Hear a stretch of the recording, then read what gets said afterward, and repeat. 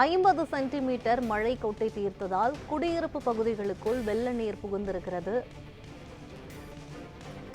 இது பற்றிய கூடுதல் விவரங்களை வழங்குவதற்காக செய்தியாளர் திருலோகசந்தர் இணைப்பில் இருக்கிறார். திருலோகசந்தர், விவரங்கள் என்ன, பதிவு பண்ணுங்க. யுவராணி, கிருஷ்ணகிரி மாவட்டம் ஊத்தங்கரை பகுதியில் வரலாறு காணாத மழையானது கொட்டி தீர்த்திருக்கிறது. கடந்த 24 மணி நேரத்தில் மட்டும் ஊத்தங்கரை பகுதிகளில் 50 சென்டிமீட்டர் மழையானது பதிவாகிறது. இந்த கனமழையின் காரணமாக ஊத்தங்கரை பகுதியே வெள்ளக்காடாக காட்சியளிக்கிறது என்று கூறலாம்.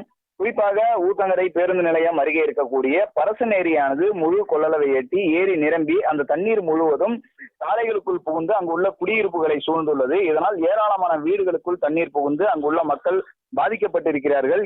இரவு முழுவதும் மக்கள் வீடுகளுக்குள் தண்ணீரில் தத்தளித்த ஒரு நிலைமையானது ஏற்பட்டிருக்கிறது. இந்த ஏரி நிரம்பி இந்த தண்ணீரானது சாலைகளில் பெருக்கெடுத்து ஓடிய பொழுது பேருந்து நிலையம் அருகே இருக்கக்கூடிய அந்த சுற்றுலா பேருந்து ஸ்டாண்டில் இருந்த சாலையானது அடித்து செல்லப்பட்டிருக்கிறது. இதனால் சாலையோரம் நிறுத்தி வைக்கப்பட்டிருந்த 5 சுற்றுலா பேருந்துகள் தண்ணீரில் அடித்து செல்லப்பட்டிருக்குது. அது மட்டும் இல்லாமல் அந்த குறிப்பிட்ட பகுதியில் மட்டும் 30க்கும் மேற்பட்ட வீடுகளில் தண்ணீரானது சூழ்ந்து இருக்குது.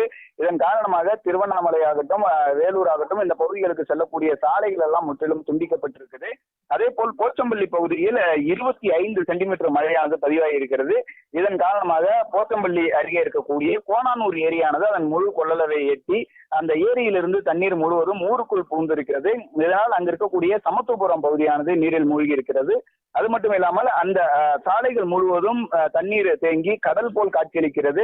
இதனால் அங்கு இருக்கக்கூடிய போச்சம்பள்ளி காவல் நிலையமும் நீரில் மூழ்கி இருக்கிறது. கிட்டத்தட்ட 5 அடி உயரத்திற்கு காவல் நிலையத்திற்குள்ளாக தண்ணீர் தேங்கி இருக்கிறது. போச்சம்பள்ளி, இந்த ஊத்தங்கரை பகுதிகள் மட்டுமே இந்த மழையால மிகப்பெரிய பாதிப்பை சந்தித்து அந்த பகுதி முழுவதும் வெள்ளக்காடாக காட்சியளிக்கிறது. அது மட்டும் இல்லாமல் சுமார் 55 ஹெக்டேர் பரப்பிலான பயிர்களும் நீரில் மூழ்கி இருக்கிறது. மேலும் 5க்கும் மேற்பட்ட வீடுகளானது இந்த வெள்ளத்தில் சிக்கி இடிந்திருக்கிறது. இதனால் மக்கள் மிகப்பெரிய பாதிப்பை சந்தித்திருக்கிறார்கள். மாவட்ட ஆட்சியர், மாவட்ட கண்காணிப்பு அலுவலர் ஆகியோர் அந்த பகுதிகளில் ஆய்வு மேற்கொண்டு வராங்க. மீட்பு பணிகளை துரிதப்படுத்தியிருக்கிறாங்க. மேலும் இந்த வெள்ளம் பாதித்த பகுதியில் இருக்கக்கூடிய மக்கள் எல்லாம் மீட்டு பாதுகாப்பான இடங்களுக்கு அனுப்பி வைக்கும் பணியானது அங்கு நடைபெற்றிருக்கிறது. தொடர்ந்து இந்த நிலையில தமிழக அரசானது கிருஷ்ணகிரி மாவட்டத்திற்கு இந்த வெள்ள மீட்பு பணிகளுக்காக பொறுப்பு அமைச்சரை நியமித்திருக்கிறது. வீட்டு வசதித்துறை அமைச்சரான முத்துசாமி அவர்களை நியமித்து இந்த வெள்ள மீட்பு பணி பாதிப்பு குறித்த விவரங்களை சேகரித்து அனுப்புமாறு உத்தரவிட்டிருக்கிறார்கள். அந்த அடிப்படையில் இன்று அமைச்சர் முத்துசாமி நேரில் பார்வையிட வாய்ப்பு இருப்பதாக தெரிகிறது. தொடர்ந்து இந்த பகுதிகளில் மீட்பு பணியானது நடைபெற்று வருகிறது. யுவராணி, விவரங்களுக்கு நன்றி திருலோகசந்தர்.